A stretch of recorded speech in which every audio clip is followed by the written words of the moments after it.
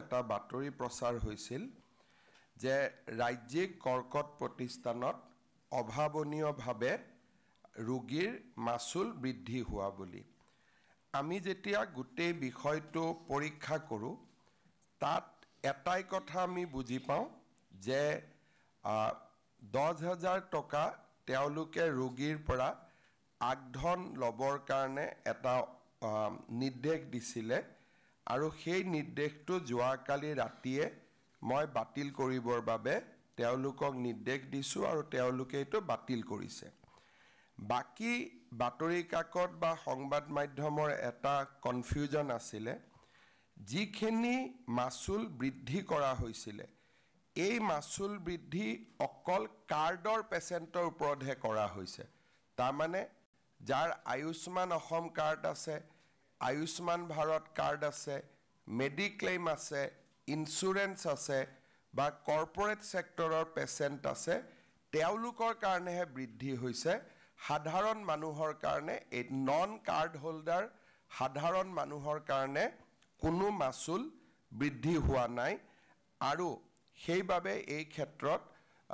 যি বাতৰিত ওলাইছে বাতৰিটো তথ্যৰ ওপৰত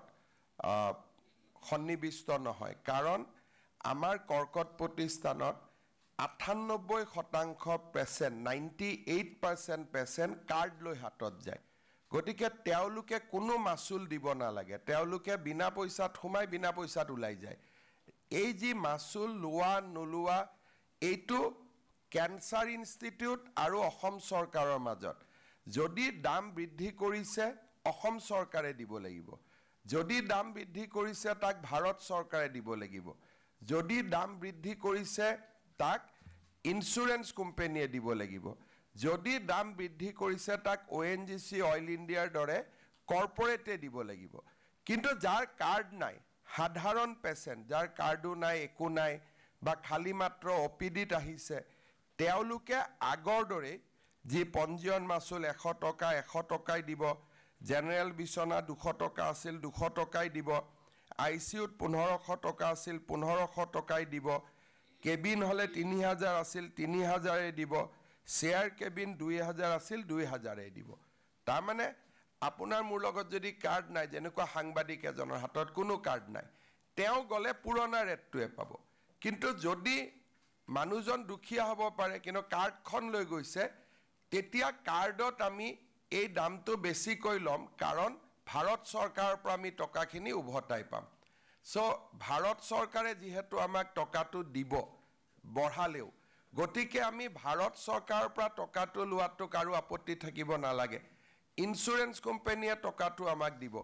তেওঁলোকৰ পৰা টকাটো লোৱাত কাৰো আপত্তি থাকিব নালাগে বা ONGC অইল ইণ্ডিয়াই দিব তেওঁলোকৰ পৰা লোৱাটো আপত্তি নাই কাৰণ তেতিয়া আমি হস্পিটালখন ভাল কৰি চলাব পাৰিম কিন্তু যাৰ কোনো কাৰ্ড নাই সাধাৰণ মানুহ বা আমাৰ কোনো ধৰণে তেওঁলোকে চৰকাৰৰ পৰা সহায় নাপায়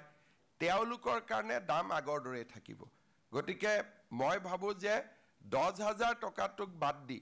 কোনো নিগেটিভ অৰ্ডাৰ নাছিলে আৰু 10,000 টকাটো আমি তেওঁলোকক নলবৰ কাৰণে ইতিমধ্যে নিৰ্দেশ দিছো